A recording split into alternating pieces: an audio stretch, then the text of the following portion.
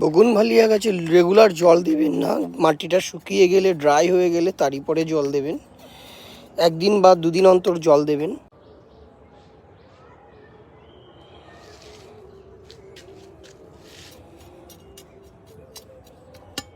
গাছ পরিচর্যা করা একটা বিশেষ বিষয়, এই বিষয়টার দিকে ধ্যান দিতে হবে। ঠিকঠাক পরিচর্যা না করলে গাছ ভালো ফুল দেয় না।